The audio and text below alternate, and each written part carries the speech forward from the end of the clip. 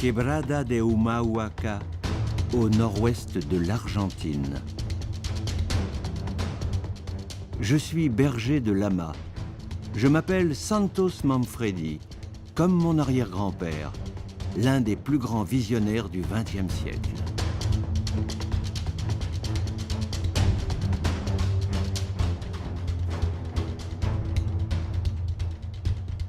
Avec Clarita et Ana, mes deux filles, nous longeons El Camino de los Incas, le chemin sacré des Incas, pour rejoindre Tilcara, notre petit village indigène, perché sur les hauteurs de la Cordillère à 2400 mètres d'altitude.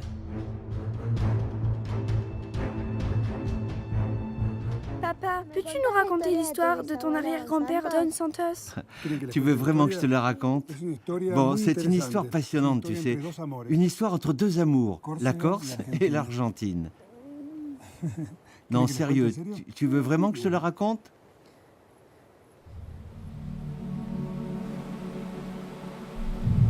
La Castagniccia.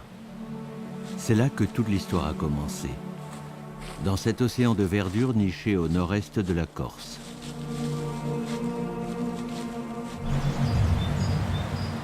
Au début du XIXe siècle, mes ancêtres originaires de Calabre déposent leurs bagages ici, dans cette maison, au cœur de la piève d'Orezza. Sous le règne de Napoléon III, cette région est la plus riche de l'île. Mes aïeuls y travaillent le charbon et surtout la châtaigne. Puis l'aventure se poursuit 30 km plus loin à Sant'Andrea di Boccio. Joseph, mon arrière-arrière-grand-père, y rencontre Antoinette, il l'épouse. Et au printemps 1867... Et c'est à la casa. Alors, c'est la maison natale de Toussaint Manfredi, ton arrière-grand-père. Son père, qui était un humble forgeron, l'a habité ici en compagnie de sa femme, qui était une Simone. Et donc, le 27 avril 1867 est à marquer d'une pierre blanche. Toussaint est le troisième garçon du couple. Très tôt, l'enfant démontre des capacités scolaires. Il quitte sa famille à l'âge de 7 ans. Pour retrouver sa trace, je prends le chemin de Corte, la capitale historique de la Corse.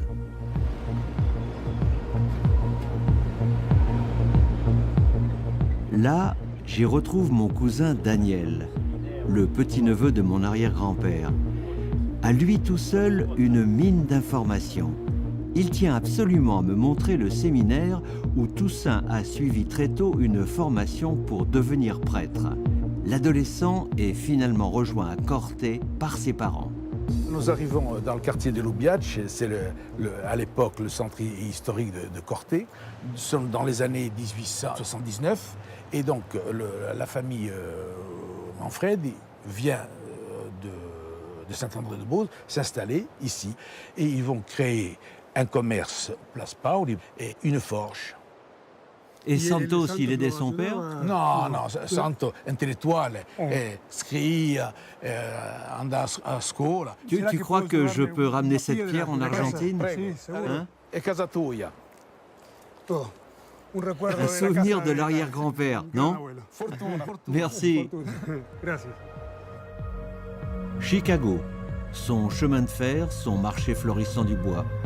Hector Manfredi, l'un des frères de Joseph, y coule une vie heureuse et prospère jusqu'au jour où, lors d'une visite à Corte, Hector demande à Joseph de lui confier Toussaint. Il a 14 ans. Et il part avec lui à Chicago. On le sent aussi généreux, un peu boy scout. Il prête, il donne, mais il n'est pas âpre au gain, tu vois. C'est pas un caïman qui font ce truc. Il veut manger personne. Lui, il veut se former, il veut faire du business à la loyale. Pour s'instruire, Toussaint travaille avec son oncle à Chicago. Il y restera 3 ans. Ensuite, Valparaiso au Chili, puis Cap un peu plus à l'est.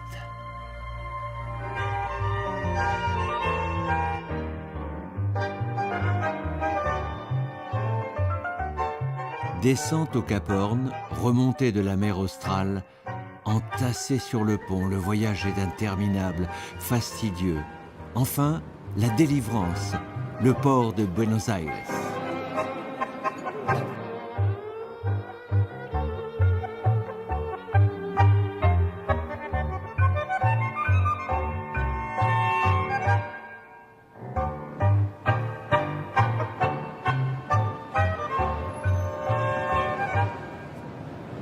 La capitale argentine, son trafic ininterrompu, ses millions d'habitants, son architecture haussmannienne, sa musique, c'est là que 127 ans plus tôt, en 1887, mon arrière-grand-père débarque seul, une valise à la main, avec quelques dollars en poche. Une page se tourne. Le prénom Toussaint disparaît. Place à Santos. Mon enquête commence au centre des études migratoires. Il arrive au port de Buenos Aires et après... Il est tout de suite hébergé au sein d'un très vieil édifice appelé La Rotondo, en plein cœur du quartier de Retiro. Cet hôtel de fortune était réservé aux nouveaux migrants. Il s'agissait auparavant d'un site public spécialement dédié aux projections de diapositives. C'est la raison pour laquelle il avait une forme orthogonale. Construit en bois, l'hôtel était à la fois très sale et incommode. C'est donc par là que sont passés la plupart de nos ancêtres. Alicia, venant d'Europe, comment se sent-il dans ce nouvel espace? Nous parlons de personnes qui étaient habituées chez elles à se déplacer à pied sur 5 km pour passer d'un village à un autre. Ici, après avoir débarqué du port de Buenos Aires, ils marchaient pendant 5 km et se retrouvaient déjà en rase campagne au quartier de Caballito, à bonne distance des autres villages. Et donc, il est certain que l'immensité du territoire et la surface plane que représente la Pampa va, disons-le clairement, les perturber et les désorienter un peu. Mais est-ce une époque favorable pour venir travailler en Argentine? Oui, c'était l'âge d'or pour venir y faire des affaires juteuses, car la riche province de Santa Fe connaissait un véritable essor économique. Le réseau de chemin de fer y a joué un rôle capital, car les lignes se sont multipliées comme une traînée de poudre. De plus, une multitude de terrains cultivables à fort potentiel ont été alloués sans grande difficulté aux nouveaux migrants. Je délaisse Buenos Aires et ses tentacules géants pour l'odeur de la campagne, le calme et la sérénité. Direction San José de la Esquina, une petite bourgade de 8000 habitants située à 60 km de Rosario. Dans cette commune peuplée de migrants européens, Santos y rejoint Juan, l'un de ses frères employé dans une épicerie de céréales. Autodidacte, mon arrière-grand-père en devient le comptable.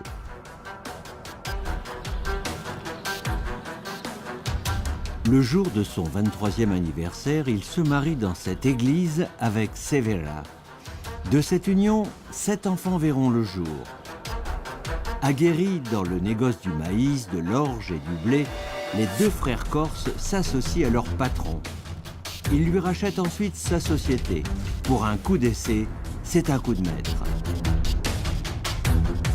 Surtout qu'à 1 heure de train de la commune de San José de la Esquina, sur les rives du grand fleuve Paraná, le port stratégique de Rosario est en plein essor.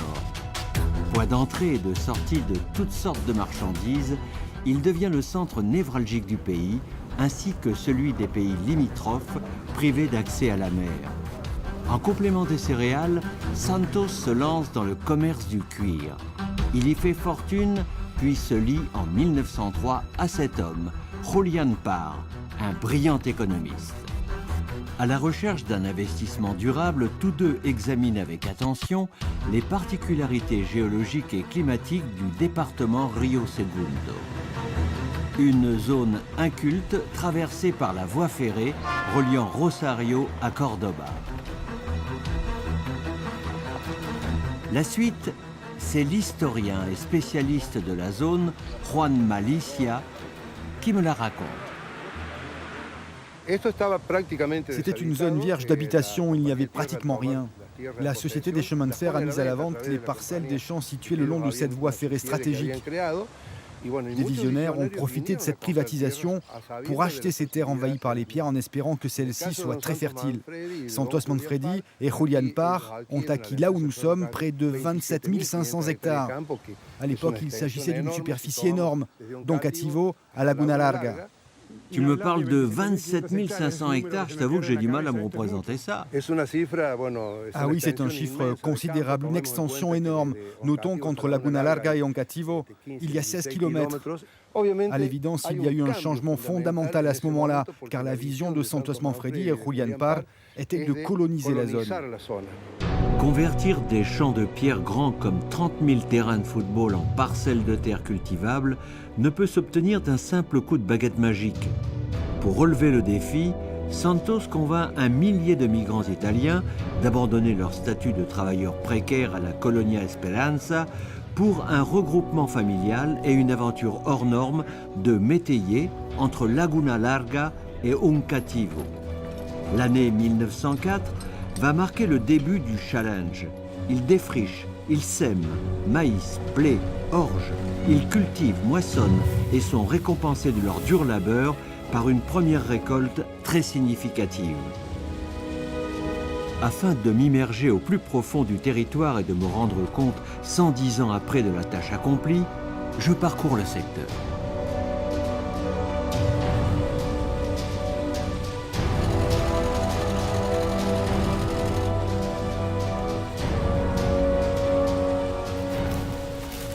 Nous sommes là maintenant en plein cœur d'une mer de blé. J'imagine qu'en 1903, ça devait être un panorama totalement différent. Juan, quel était le deal exact entre Don Santos et les métayers?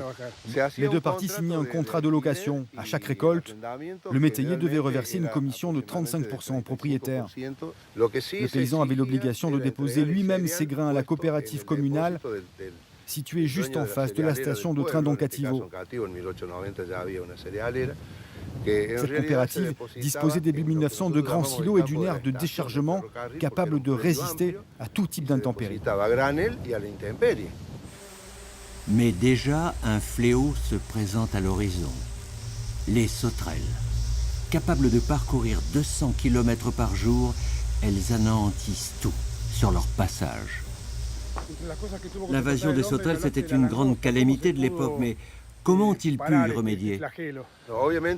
Ton arrière-grand-père a fait bouger les lignes, tandis que l'État traînait les pieds pour livrer des barrières adaptées à la lutte contre le phénomène. Il a acheté, lui, sur ses fonds propres, près de 50 km de tôle et des lance-flammes pour brûler les sauterelles. De cette manière, les métayers de la région ont été les seuls à atteindre leur objectif de production. Et donc, cela fut déterminant sur le rendement des récoltes dans la zone. Oui, cela a été très déterminant à tel point que la production de maïs récolté sur cette bande de terre de 27 500 hectares a établi le record national. Les quantités sont présentes, mais le retour sur investissement, lui, se fait attendre. En 1908, Santos apporte la solution en créant à Rosario le premier indice boursier dédié aux céréales, ainsi qu'un centre de courtage et une chambre arbitrale. C'est naturellement à la Bourse de Rosario, seconde place financière au monde pour le négoce des céréales, que je tente de retrouver sa trace avec ma sœur Virginia, qui m'accompagne pour l'occasion. Petit clin d'œil sur le passé avec le président des courtiers de la Bourse. Bien, venez par ici. Nous allons regarder ensemble l'acte fondateur du centre de courtage le 3 novembre 1908. Ici, il y a la signature de Santos Manfredi. Positionnés autour de notre arrière-grand-père, les brokers de céréales passent tour à tour leurs ordres à main levée et à la criée. Grâce à une meilleure transparence, la fièvre s'empare de la corbeille. Pionnier du système, Santos jouit désormais d'un grand capital confiance sur la place financière. Me retrouver aujourd'hui au centre de la corbeille où officiait mon ancêtre, en compagnie de ma sœur et du célèbre historien argentin Miguel Ángel de Marco, représente pour moi l'accomplissement d'un rêve d'enfant. C'était un personnage illustre qui portait une attention particulière à son image, synonyme pour lui de crédibilité dans les opérations boursières. Pour grimper une à une les marches de l'institution, Santos Manfredi a dû faire preuve de perspicacité en initiant dès le début une série de contacts stratégiques dans des secteurs aussi diversifiés que le social, l'économie et le culturel. De fil en aiguille, toutes ces connexions ont alimenté un véritable réseau d'influence, lui permettant d'affirmer sa propre autorité au plus haut sommet de la finance. Maîtrisant sur le bout des doigts les rouages du marché des céréales, Don Santos s'enrichit bien au-delà du marché sud-américain. Les revenus de ses succursales, Montréal, Chicago, New York, Marseille, sont colossaux.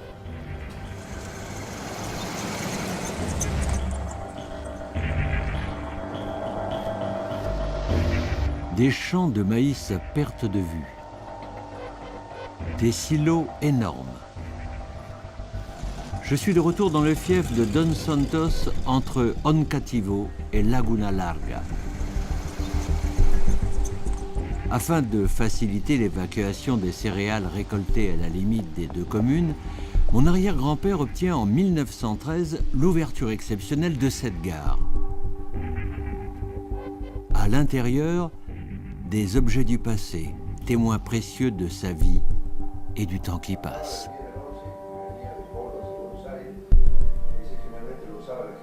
Santos Manfredi a demandé la création de cette gare. Un ingénieur est venu faire des relevés puis a donné le feu vert pour son ouverture. Il était courant à l'époque de pouvoir construire une gare? Non, ce n'était pas très courant. Il existe seulement 2 cas sur la ligne Rosario-Cordoba. La première à Oliva, une commune proche d'Oncativo, et la seconde où nous sommes, qui porte le nom de ton arrière-grand-père. Ce n'était pas courant. Les gares étaient d'ordinaire construites tous les 16 à 18 kilomètres. Oui, cette gare a généré autour d'elle tout un bassin de vie. Cela a généré la vie de tout le pays le long de cet axe Rosario-Cordoba. La plupart des villes y sont nées. Dans notre cas, si nous sommes aujourd'hui aussi nombreux dans le secteur, nous devons certes à la présence de la voie ferrée, mais également à la vision d'un homme comme Santos Manfredi, qui a permis d'accroître le développement de toute cette région. Après la gare, Santos se consacre à la fondation d'une nouvelle commune. Équerre, compas, pavés mosaïques, Don Santos utilise les symboles de la franc-maçonnerie pour dessiner lui-même les grands axes de la future bourgade. En 1914, le projet se concrétise. La province de Cordoba lui attribue le nom de mon arrière-grand-père. Manfredi, comme Paoli, peu nombreux sont les Corses à avoir laissé leur patronyme dans une petite ville étrangère. Dans la dynamique, le seigneur des céréales se fait ériger au milieu des champs la Virginia, une maison de style normand avec golf et piste d'atterrissage. L'architecture et la décoration d'intérieur y sont très avant-gardistes.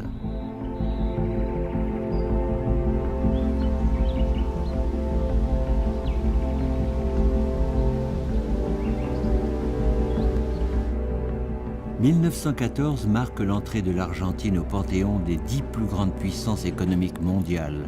Il est toujours plus agréable d'y vivre.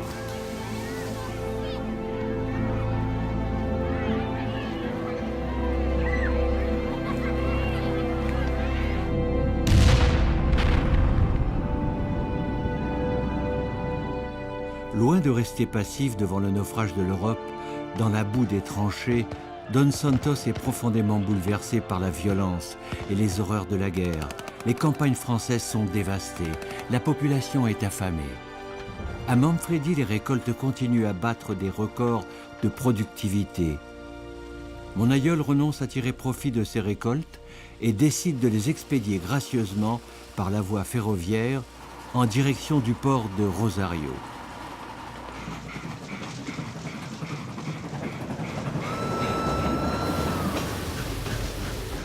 Embarqués sur des cargos affrétés par les États-Unis, les céréales sont expédiées à destination des ports de Marseille et de Londres.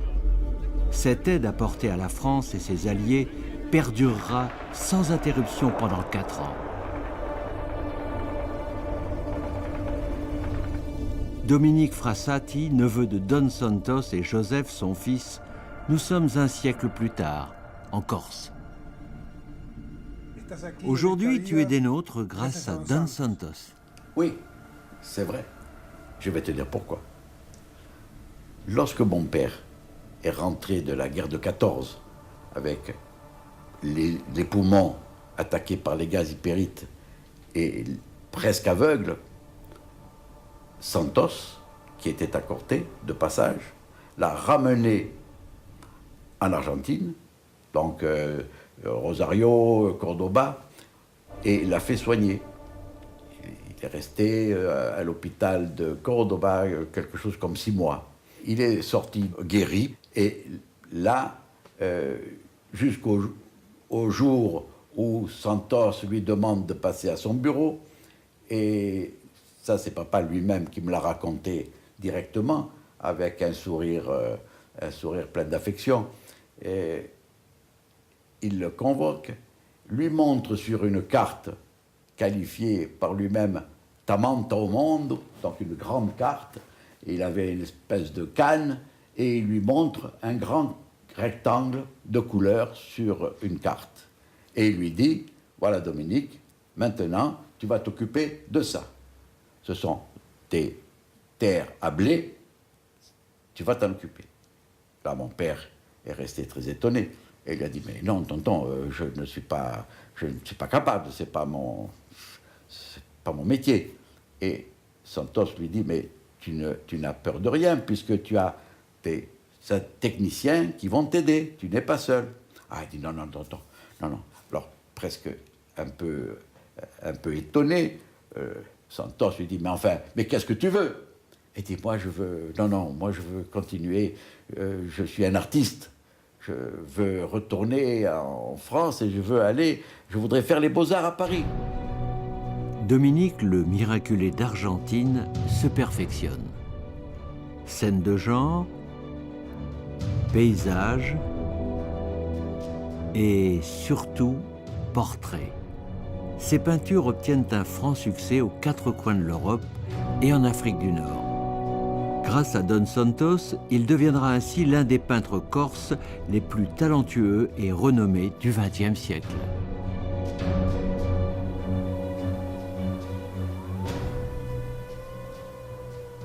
Vous voyez les filles, sa devise était « Qui donne aux pauvres, prête à Dieu ». Et cette médaille, c'est lui qui te l'a donnée? Pas personnellement. Il est néanmoins possible de voir son œuvre à Corté. Vous vous souvenez Corté, la ville où il a grandi? Il y a plein de choses. Regardez.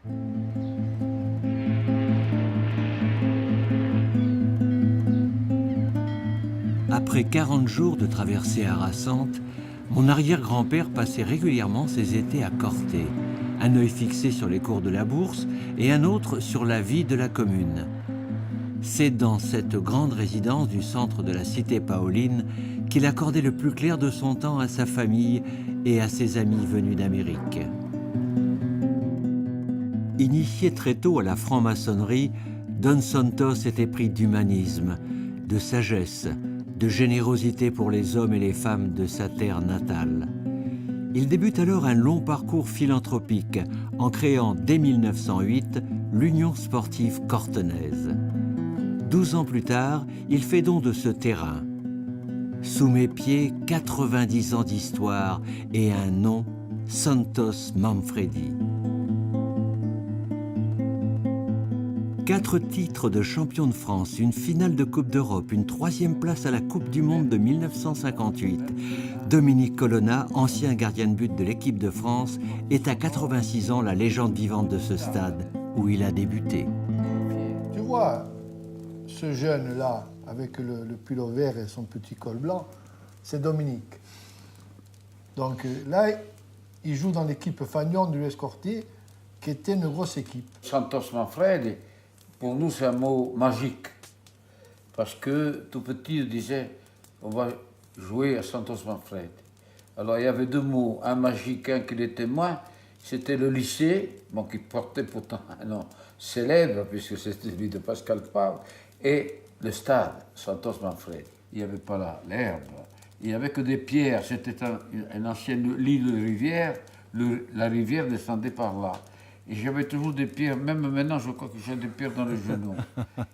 Tu as le sport en toi. Si, non, j'habite maintenant un appartement. Quand j'ouvre la fenêtre le matin, qu'est-ce que je vois? Le stade Santos Manfredi. Pour nous, c'est notre Parc des Princes, le stade Santos Manfredi. D'ailleurs, la chanson disait que tant de grandeurs ont disparu au pied de notre citadelle et sur le stade de Santos Manfredi. Donc, la citadelle, le stade Santos Manfredi et la Restonica, je pense qu'on ne peut pas les dissocier de Corté.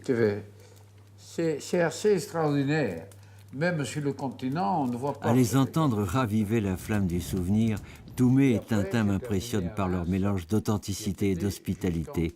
Argentin, et sachant que Doumé a joué à Reims, j'en profite pour lui poser une petite question.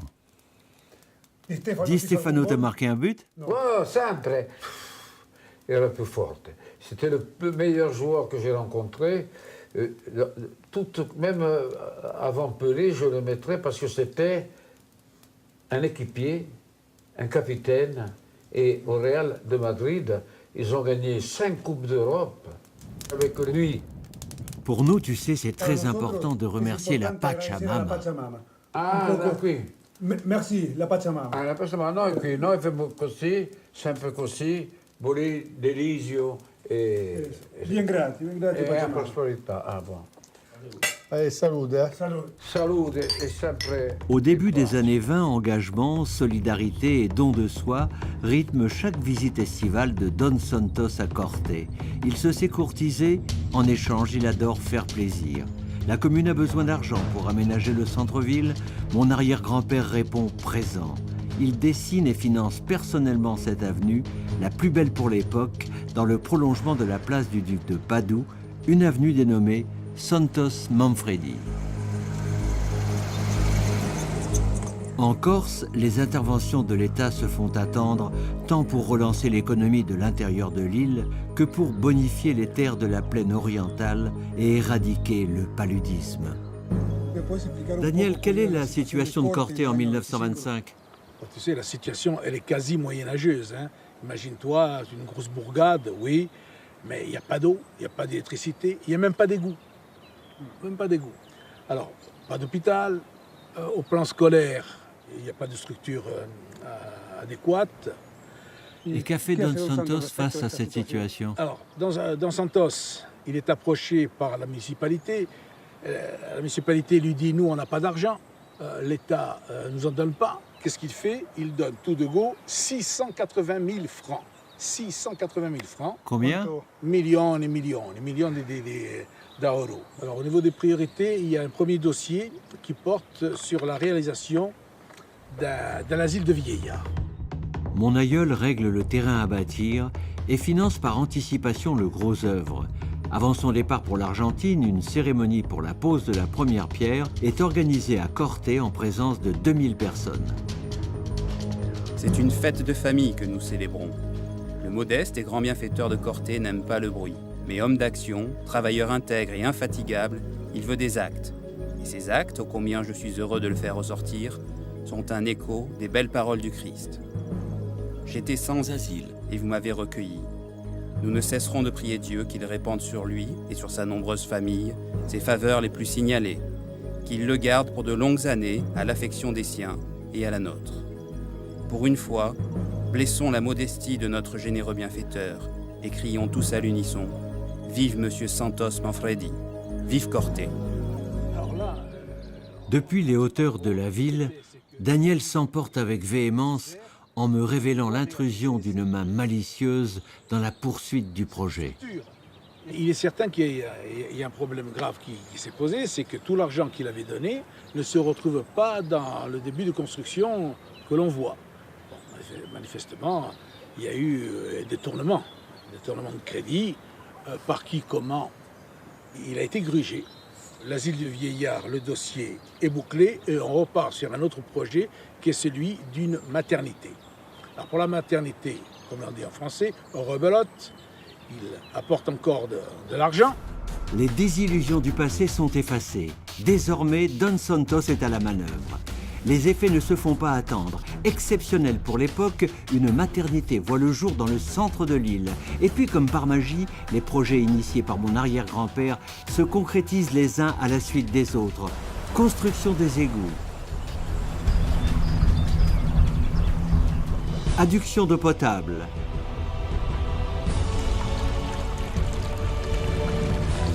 réhabilitation du séminaire,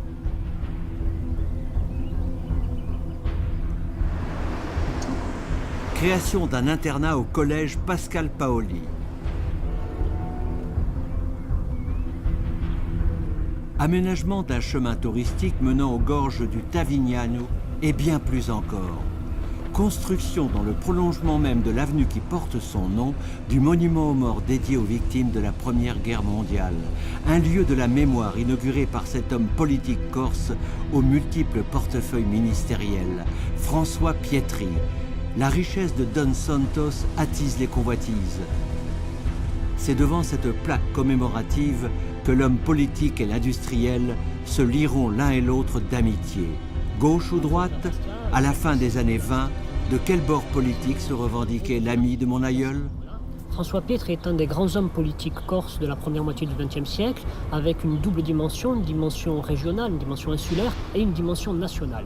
Au niveau régional, c'est le chef de la droite locale, c'est le leader du clan piétriste, comme son nom l'indique, très proche de la droite ultra-conservatrice et nationaliste au niveau national, avec des liens avec l'extrême droite et au niveau local avec le parti bonapartiste. Le 17 août 1927, par décret du président de la République, Don Santos est décoré chevalier de l'ordre de la Légion d'honneur pour l'aide économique apportée à la France pendant la Première Guerre mondiale et pour ses dons faits à la ville de Corte. En présence de son ami François Pietri, il reçoit la médaille des mains de Raymond Poincaré, chef du gouvernement. Au fil des années, la maternité est reconvertie en hôpital public.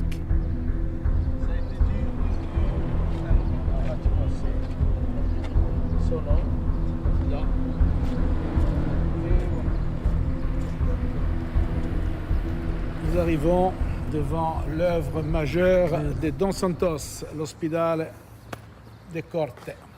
C'est la première fois que je vois le nom de Santos Manfredi à Corte. Incroyable. Alors tu veux, dans cet établissement, il y a beaucoup de gens, aussi bien de Corte que de... Buongiorno.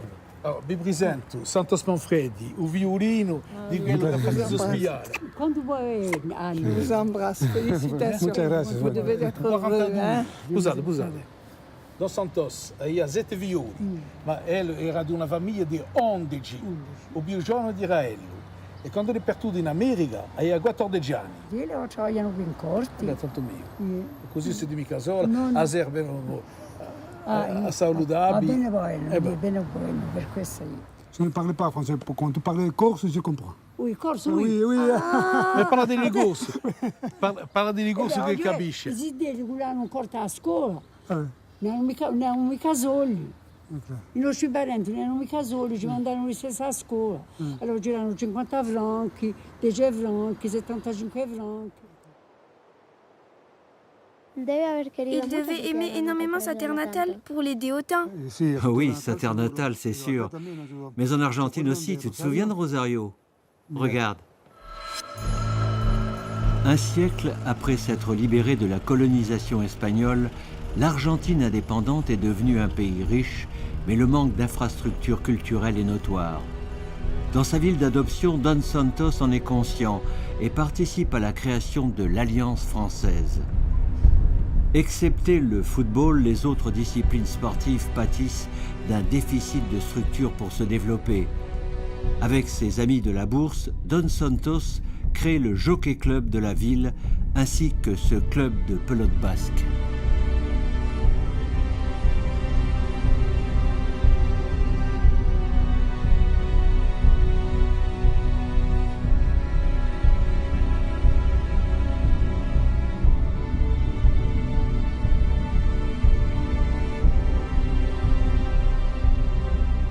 Altruiste pratiquant, il n'oublie pas qu'il a débarqué dans la misère au port de Buenos Aires.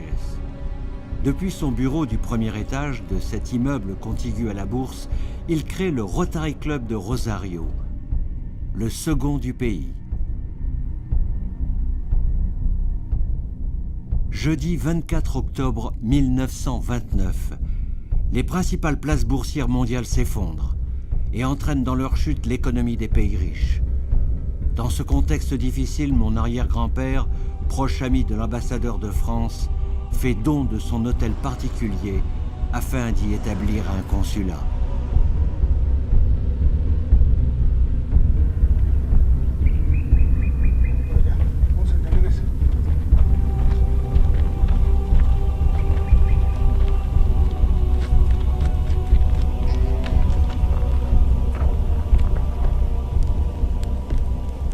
Pourquoi l'exploitation de Manfredi s'appelait la Virginia?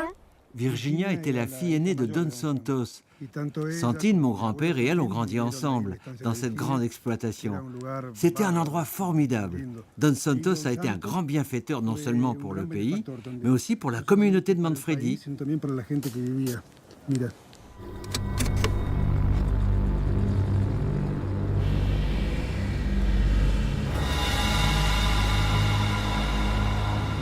La Virginia, mythe ou réalité. L'exploitation où tout a commencé n'appartient plus à ma famille. Autrefois maison de caractère, la villa de mes ancêtres est aujourd'hui un centre administratif sans âme. Le temps s'écoule inexorablement, mais les souvenirs restent vivaces.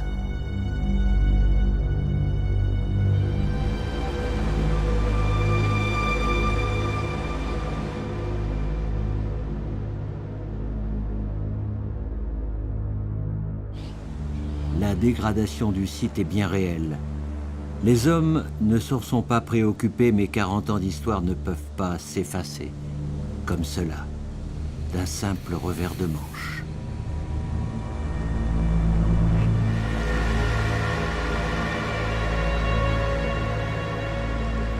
Afin d'être mieux informé sur les rapports humains entretenus à l'époque par le clan Manfredi, je retrouve Georges et Christian, mes deux cousins résidant à proximité. Tous deux m'ont promis de me conduire auprès du dernier gardien de la mémoire de notre arrière-grand-père.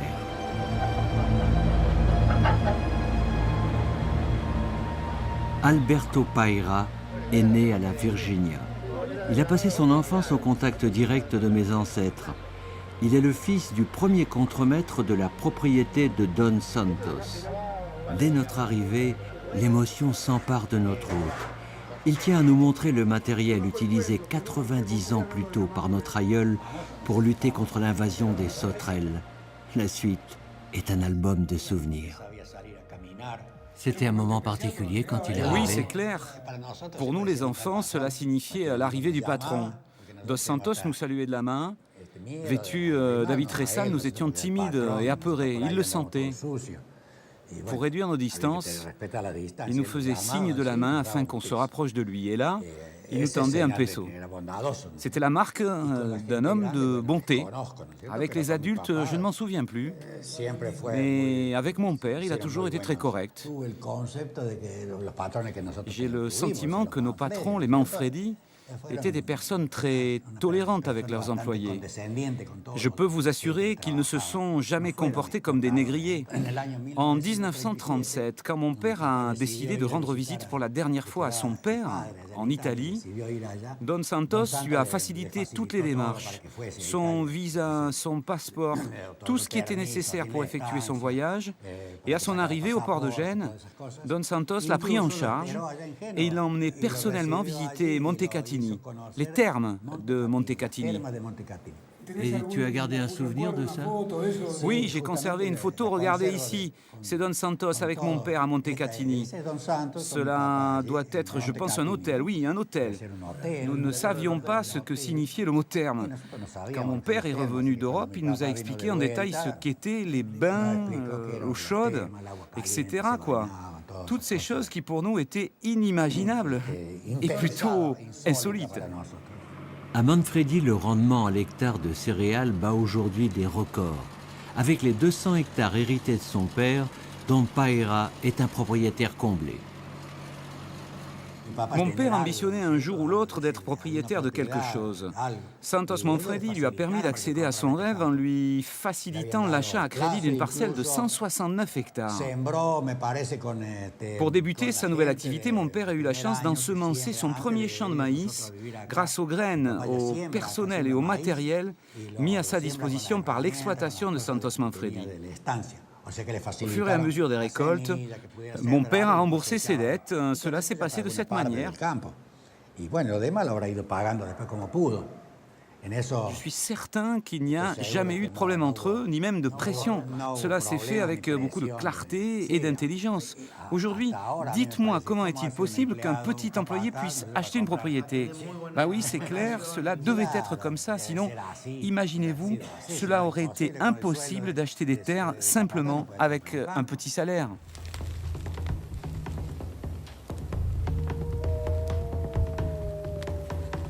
Après, que s'est-il passé? Après est arrivée la guerre, la Seconde Guerre mondiale. La Seconde Guerre mondiale a tout changé en Europe et en Argentine. Paysages dévastés, camps d'extermination. Dès 1940, le nazisme assomme l'Europe. En Corse, les soldats italiens occupent l'île. Don Santos, décoré 4 ans plus tôt par le gouvernement italien, écrit: Aujourd'hui, l'attitude de l'Italie qui attaque ma patrie, la France, est contraire à mes opinions. Par respect pour elle, j'ai l'obligation de vous renvoyer ma décoration. Plutôt que de prendre le maquis, le Corse François Pietri consent à devenir ambassadeur du régime de Vichy à Madrid. Dans l'île, la résistance s'organise. 3 années seront nécessaires pour en chasser l'occupant fasciste. En septembre-octobre 1943, la Corse se soulève et se libère. On assiste à une première vague d'épuration sauvage, avec des femmes tondues, des centaines de personnes arrêtées pour collaboration avérée ou fausse. Puis après, à partir de 1944-1945, on est dans un processus de reconstruction de l'unité nationale, une reconstruction qui symboliquement passe par de nouveaux noms de données aux rues. Donc on débaptise les anciens noms de rues hérités du régime de Vichy, pour en donner de nouveaux. Par exemple, à Bastia, la place Saint-Nicolas, qui était devenue la place Maréchal Pétain, redevient place Saint-Nicolas. À Corte, grave méprise historique. Le nom de l'avenue Santos Manfredi disparaît à jamais en faveur de cet homme.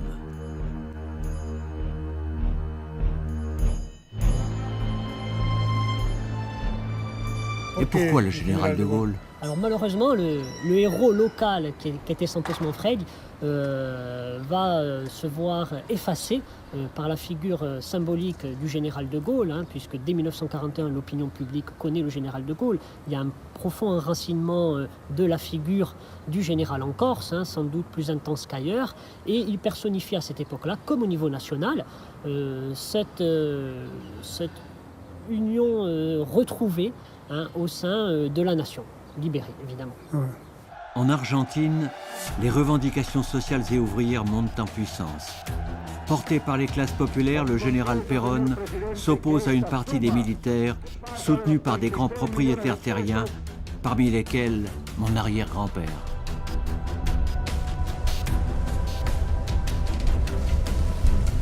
Le 24 février 1946, Perón remporte les élections présidentielles. À Manfredi, Don Santos est menacé d'être exproprié de ses terres. Il résiste avec vigueur. 5 ans plus tard, le seigneur des céréales décède d'un arrêt cardiaque à l'hôpital de Rosario. 7000 personnes l'accompagnent jusqu'à sa dernière demeure.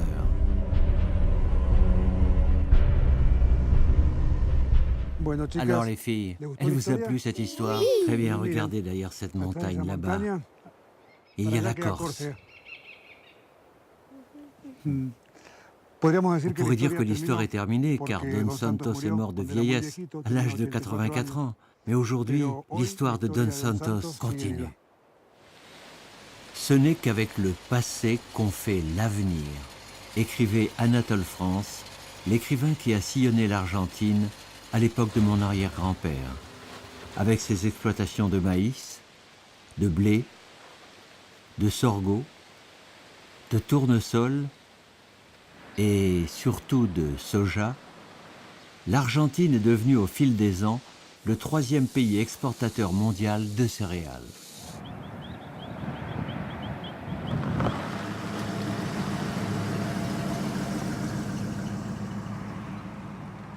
Offrir aux générations futures la maîtrise des technologies agricoles de demain afin de garantir durablement l'autonomie économique du pays, tel fut, en 1928, le projet avant-gardiste de Don Santos.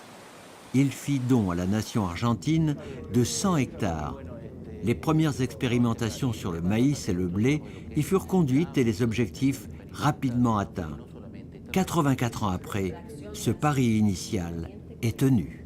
L'Institut expérimental reçoit des universitaires et des chercheurs qui viennent effectuer leurs travaux de thèse pendant 4 à 5 mois. À l'échelle nationale, que représente l'INTA de Manfredi au niveau national? Oui, au niveau national, nous sommes l'un des instituts de recherche agropastorale les plus avancés. Nous effectuons des recherches génétiques de pointe afin d'améliorer le rendement des cultures de maïs, de tournesol, de soja et de blé. À partir de nos expérimentations réalisées en laboratoire et de nos mises en production dans les champs, nous créons le fourrage de demain. Nous sommes ainsi le seul pôle du pays en mesure de distribuer les graines de luzerne les plus rentables à destination des producteurs.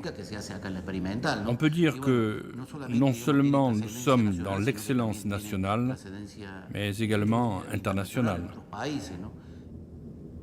Je quitte le monde de la science et des laboratoires pour rejoindre 2 kilomètres plus loin les descendants de mon arrière-grand-père rassemblés devant la villa familiale léguée après sa mort au ministère de l'Agriculture.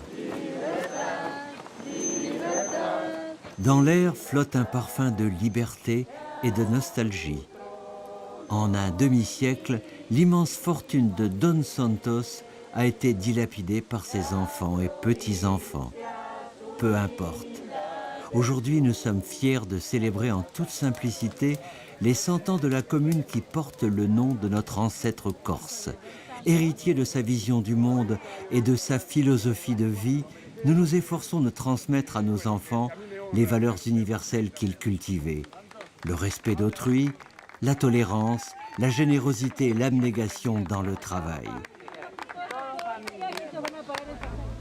Je prends congé des agapes familiales et je continue ma route vers d'autres horizons.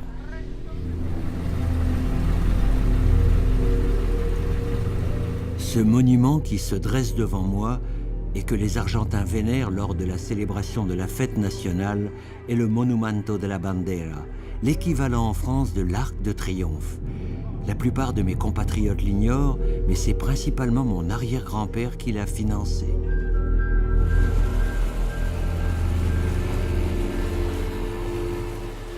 Avec Don Santos, je vogue de surprise en surprise, aussi bien dans mon pays que sur sa terre natale.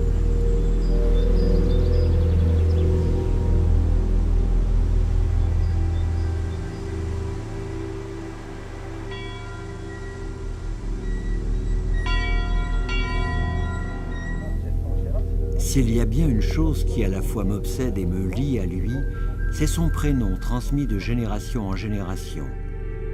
Une tradition corse. Tu m'as demandé de venir ici, dans un cimetière, le jour de la Toussaint. Pourquoi? Parce que ça m'intéresse de connaître l'origine du prénom Toussaint. Oui, Santos, donc un prénom. En français Toussaint, en italien Santo, en corse Santo. Alors à l'origine c'était un nom qui était déjà latin, donc païen, et comme souvent l'Église récupère des choses qui appartiennent au monde païen pour en faire quelque chose de chrétien. Et donc pour le christianisme, Sanctus ça veut dire consacré à Dieu.